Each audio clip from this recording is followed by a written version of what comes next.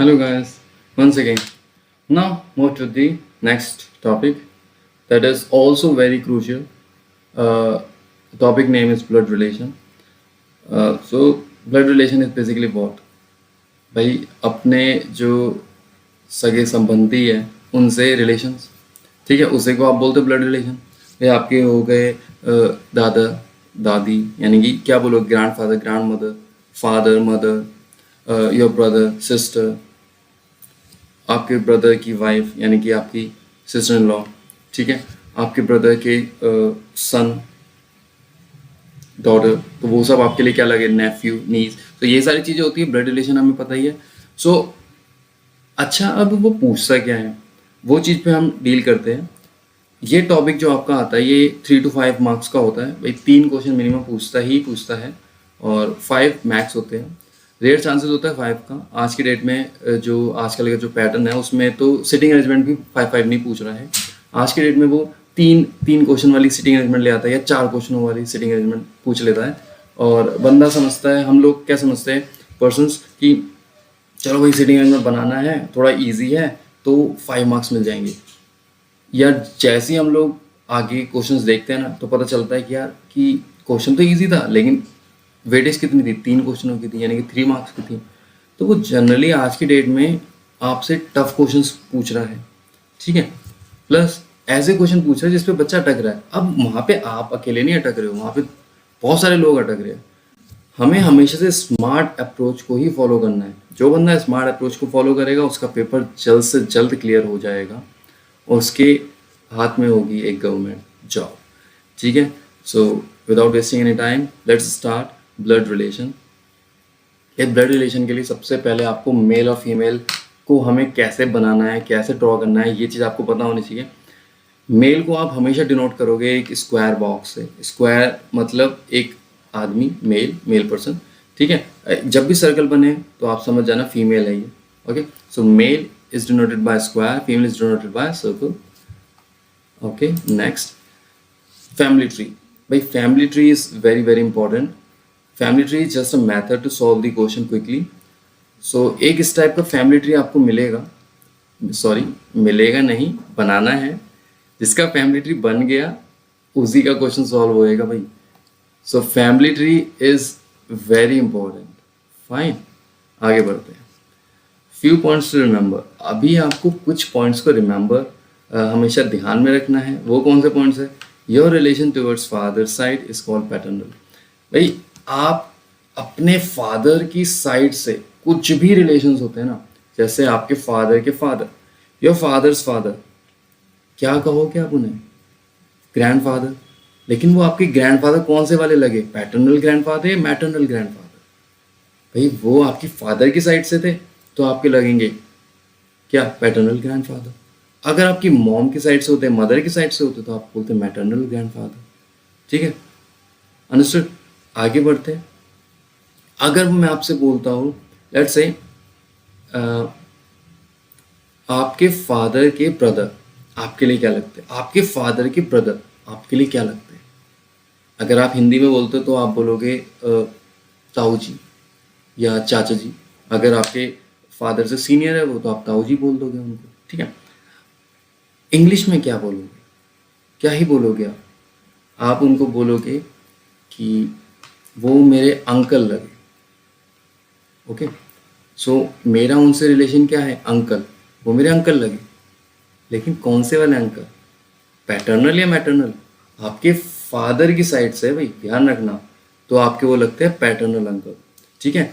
वहीं आपकी मदर वाली साइड से होते, आपकी मदर की साइड से अगर होते आपकी मॉम के ब्रदर, तो वो क्या लगते? Maternal uncle. Fine, maternal uncle लगते हैं। अच्छा, अभी मैटरनल अंकल वाली क्या बात हो, अगर हम हिंदी में बोलते मैटरनल अंकल को तो हम क्या बोलते? मामा जी, ये तो बोलते मामा जी। सो मैटरनल अंकल लगे। तो ध्यान रखना, अगर कोई भी चीज़, कोई सा भी रिलेशन आपकी फादर की साइड से आप उनको बोलोगे पैटर्नल, आपकी मदर की साइड से तो आप बोलोगे मैटरनल, ठीक है। फैमिली ट्री को बनाना सीखते हैं विद जनरेशन। आगे बढ़ते हैं, फैमिली ट्री को बनाना सीखेंगे अब हम, ठीक है। भाई ये है आपका फैमिली ट्री। फाइन, ये है आपका फैमिली ट्री। ये हो गया आपका मेल, ये हो गए female. First generation, second generation, third generation, fourth generation बहुत रेयर ही पूछता है, लेकिन कभी कभार ही पूछता है, तो बहुत ध्यान रखना। अगर उसे आपको फंसाना है तो फोर्थ जनरेशन भी पूछ लेगा। जनरली इतना बड़ा क्वेश्चन वो देता नहीं है यार, ठीक है, तो आपको टेंशन लेने की जरूरत नहीं। फर्स्ट जनरेशन, सेकंड जनरेशन और थर्ड जनरेशन का ही क्वेश्चन पूछता है। फर्स्ट जनरेशन कौन सी होगी? अगर आप अपने से लिंक करते हो तो लेट्स से आप थर्ड जनरेशन में मानो अपने आप को, आप थर्ड जनरेशन पे हो। सो आपके थर्ड जनरेशन में अगर आप हो तो फर्स्ट जनरेशन में कौन होगा? आपके ग्रैंडफादर, ग्रैंडमदर, ठीक है। और सेकंड जनरेशन में कौन होगा? आपके फादर और मदर, ठीक है। और थर्ड जनरेशन में कौन होगा? आप, आपके ब्रदर, आपकी सिस्टर, ठीक है, और उनके हस्बैंड, उनकी वाइफ, ये सारे, ये सब भी आपके थर्ड जनरेशन में होगा। लेट्स से आपकी शादी हो रखी है, लेट्स से आपकी जॉब लग गई बैंकिंग में। अब क्या होता है कि आपने बैंक में ही कोई एक लड़की ढूंढ ली और आपकी लग गई मैरिज हो गई। अब क्या होता है कि मैरिज होने के बाद कुछ साल बाद, एक साल बाद, एक सन हुआ आपका, ठीक है, एक सन हुआ, उसके नेक्स्ट ईयर फिर से एक और सन हुआ। तो जैसे आपको दिख रहा होगा ये फोर्थ जनरेशन, तो फर्स्ट सन फिर सेकंड सन, फाइन। सो ये आपकी फोर्थ जनरेशन आ गई। अच्छा, जनरली फोर्थ जनरेशन पूछ लेता, नॉर्मली पूछता नहीं है, फिर भी आपको ध्यान रखना है कि फोर्थ जनरेशन आएगी तो ये बनता है। अब लेट से अगर आप सोच रहे हो फिफ्थ जनरेशन भी हो जाएगी सर, अरे फिफ्थ जनरेशन नहीं हो पाएगी बच्चे, बहुत ही ना के बराबर। अगर मैं बोलूँ ना, सो 1% ही ऐसा चांस होता है। देखो कैसे, अगर फोर्थ जनरेशन होगी, देखो भाई इसकी शादी होगी, इस बच्चे की शादी होगी तो इससे हो गई, लेट्स से ये वाली लड़की से, ठीक है। तो ये कितने साल का होगा उस समय जब इसकी शादी होगी? 21 साल का। 21 साल में वैसे भी होती नहीं आज की डेट में शादियाँ, क्योंकि सब लोगों की शादियाँ लगभग 24-25 में होती है। यार आप खुद सोचो ना, 25 साल की एज में इसकी शादी होगी, उसके अगले साल एक सन होगा, तो जब जाके फिफ्थ जनरेशन बनेगी। और जब फिफ्थ जनरेशन बनेगी तो आपको क्या लगता है फर्स्ट जनरेशन जब तक टिक पाएगी? रेयर चांसेस है, बहुत रेयर। सो इसलिए 4 जनरेशन ही होती है मैक्सिमम। फिर भी 1% फिफ्थ भी आ सकते, लेकिन इतना क्वेश्चन तो नहीं पूछ रहा ना, हमें तो एग्जाम पॉइंट ऑफ व्यू से समझनी है ना चीज़ें, ठीक है भाई। आगे बढ़ते हैं। सो फाइन, सीधा क्वेश्चनों पे आते हैं यार, क्वेश्चन के थ्रू समझते हैं चीज़ों को। लेट्स से ये आपके सामने एक क्वेश्चन है, आप सबसे पहले वीडियो को पॉज करना, खुद से ट्राई करो, उसके बाद मैं ट्राई करूँ।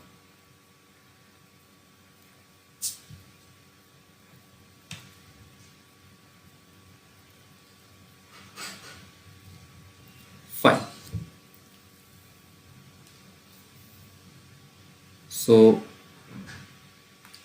पेन को एक्टिवेट कर लेता हूँ मैं, ये लो, ठीक है। 8 people, that is GHIJKLM, belongs to family, ये एक फैमिली से बिलोंग करते हैं। G is brother in law of J. तो जो वो बोलता जा रहा है ना यार, सबसे पहला चीज है, मैं आपको क्लियर बता रहा हूँ, आपको वर्किंग नोट्स बनाने हैं। जिस बंदे ने वर्किंग नोट्स बनाने सीख लिए ना, उसके क्वेश्चन बहुत क्विकली होंगे, देखो, ठीक है। G is brother in law of J, तो ये चीज़ ध्यान रखना। जी इज ब्रदर, अब मैं पूरा तो लिखूंगा नहीं, जी ब्रदर इन लॉ है जे का, ठीक है। ये चीज़ ध्यान में रखी, माइंड में रखी, हर चीज़ की कोई फिगर नहीं बनती है, ठीक है। आगे बढ़ते हैं। L who is not brother of I, L who is not brother of I, L क्या नहीं है, तो मैं यहाँ लिख देता हूँ, एल क्या नहीं है, भाई नहीं है किसका? आई का, आई का भाई नहीं है। देखो जब भी हमें ब्रदर और सिस्टर का रिलेशन बताना होता है ना, तो ये हो गया एक मेल, ये हो गया फीमेल। अब इनमें मुझे ब्रदर और सिस्टर का रिलेशन बताना है, तो मैं इस टाइप की लाइंस ड्रॉ करता हूँ। अगर मुझे किसी दो बंदों में, एक लड़का और एक लड़की में हस्बैंड वाइफ का रिलेशन बताना है, तो मुझे बीच में एक लाइन ड्रॉ करनी है। ये डिनोट करेगा कि ये दोनों स्पाउस हैं, ठीक है, और ये दोनों बताएंगे ये दोनों सिबलिंग्स हैं। ये वाली लाइंस, ये लाइन बताती है। तो ये लाइन का बहुत अच्छा रोल है इसलिए ये लाइनें गलत मत बना देना, नहीं तो आप क्वेश्चन को बिल्कुल ही गलत कर दोगे। ठीक है, चलिए। तो ये जो मैंने ऊपर लिखा है ना कि एल और आई, यानी कि एल ब्रदर नहीं है आई का। आगे बोलता है I is L who is not brother of I is uncle of H. Is uncle of H किसके लिए लगा है? ये लगा है एल के लिए। L who is not brother of I, L जो कि भाई नहीं है आई का, लेकिन वो अंकल है किसका? एच का। तो मैं यहाँ लिख लेता हूँ कि एल क्या है? अंकल है किसका? एच का। तो मैंने यहाँ पे डाल दिया एच। ठीक है, एक वर्किंग नोट बनाया। लेट्स से ये कोई इसके पेरेंट्स होंगे एच के, और उस जो उनके पेरेंट है उनके ब्रदर होंगे ये एल, तभी तो ये अंकल लगेंगे। Okay fine. आगे वो बोलता है N is father of M. N क्या है? फादर है एम का।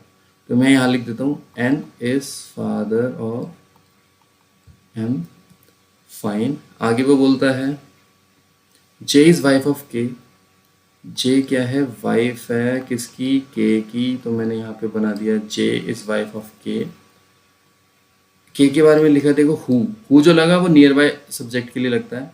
तो के हु हैज़ नो सिबलिंग। के have no sibling.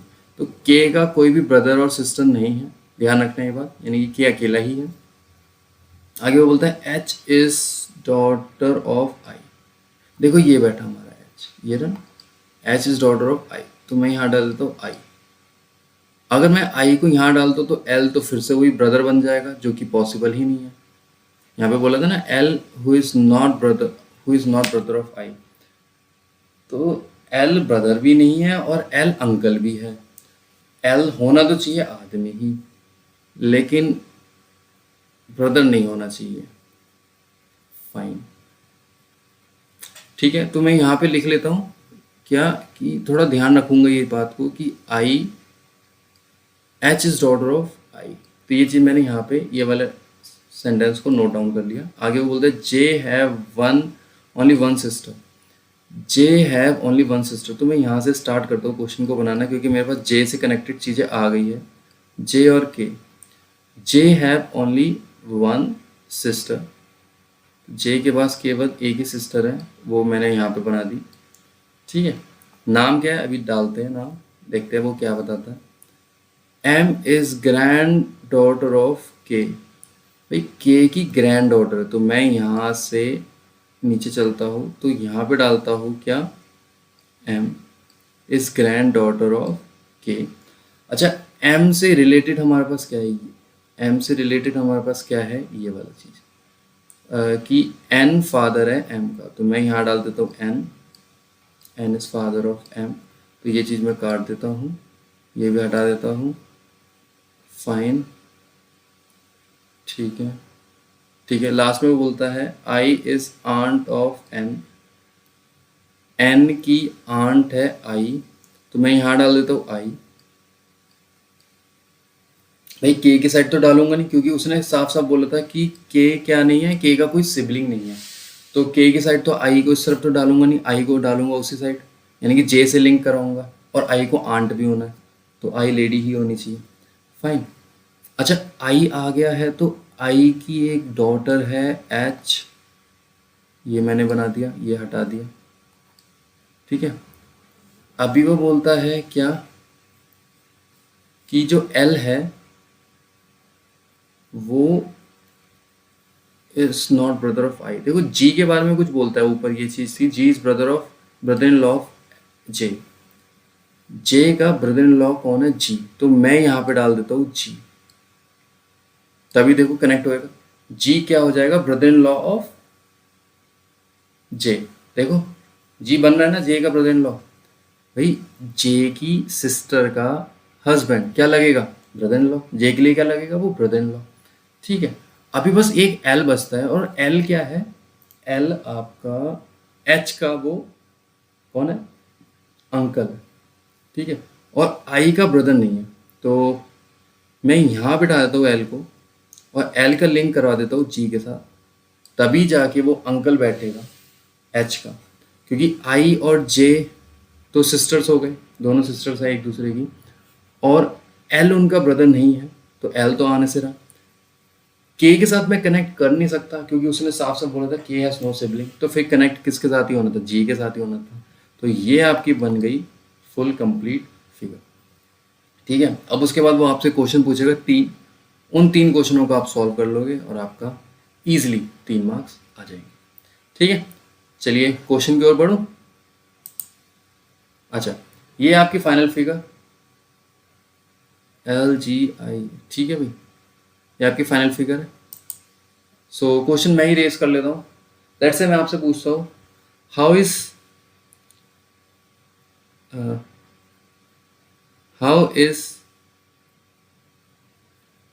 I related to N।